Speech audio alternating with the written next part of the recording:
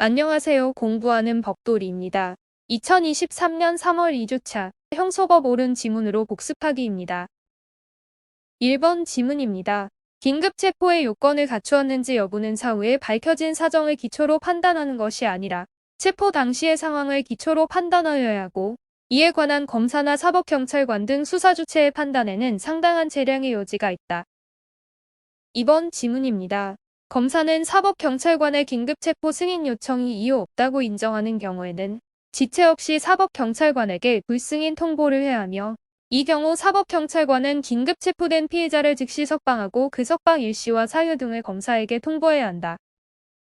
3번 지문입니다.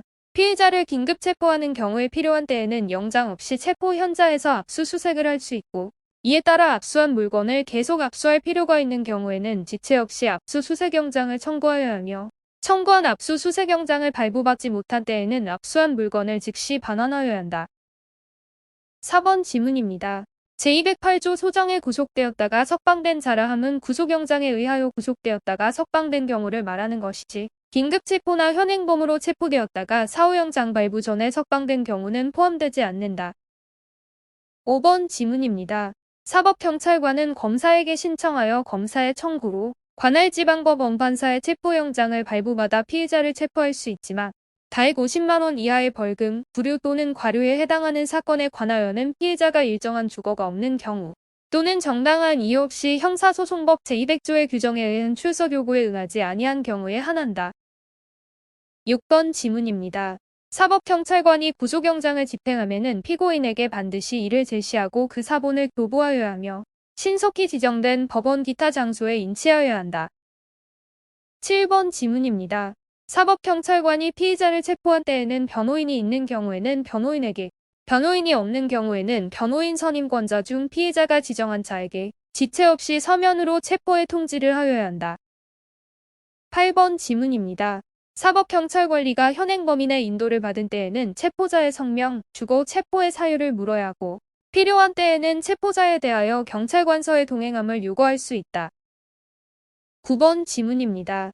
구속기간이 만료될 무렵에 종전 구속영장에 기재된 범죄 사실과 다른 범죄 사실로 피고인을 구속하였다는 사정만으로는 피고인에 대한 구속이 위법하다고 할 수 없다. 10번 지문입니다. 구속의 사유가 없거나 소멸된 때에는 법원은 직권 또는 검사, 피고인, 변호인과 형사소송법 제30조 제2항에 규정된 자의 청구에 의하여 결정으로 구속을 취소하여야 한다. 11번 지문입니다.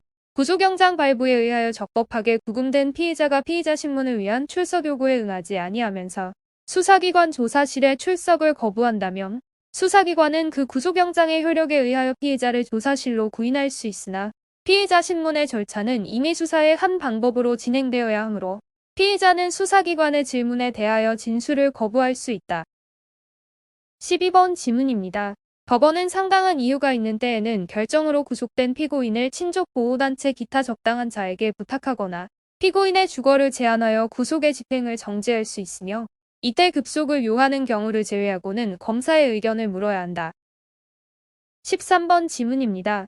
변호인의 접견 교통 상대방인 신체 구속을 당한 사람이 그 변호인을 자신의 범죄 행위에 공범으로 가담시키려고 하였다는 등의 사정만으로 그 변호인의 신체 구속을 당한 사람과의 접견 교통을 금지하는 것이 정당화될 수는 없다.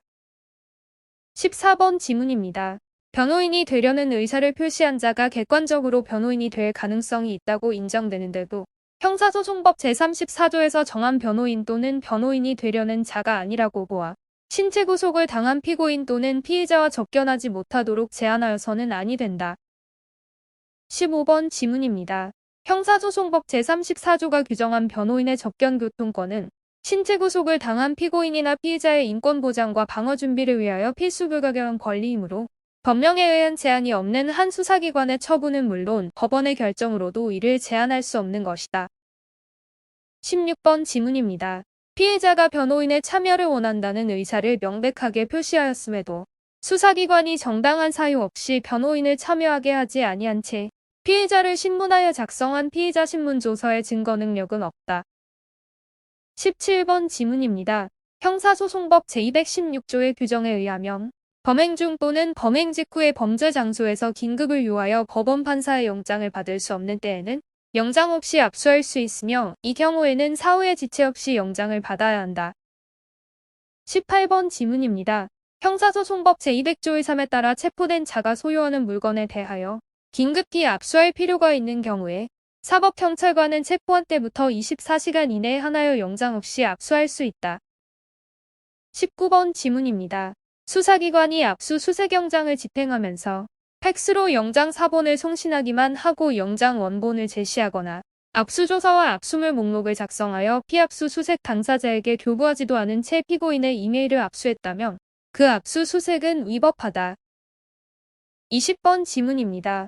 영장 발부의 사유로 된 범죄 혐의 사실과 무관한 별개의 증거를 압수하였을 경우 이는 원칙적으로 유죄 인정의 증거로 사용할 수 없으나 압수수색의 목적이 된 범죄나 이와 관련된 범죄의 경우에는 그 압수수색의 결과를 유죄의 증거로 사용할 수 있다.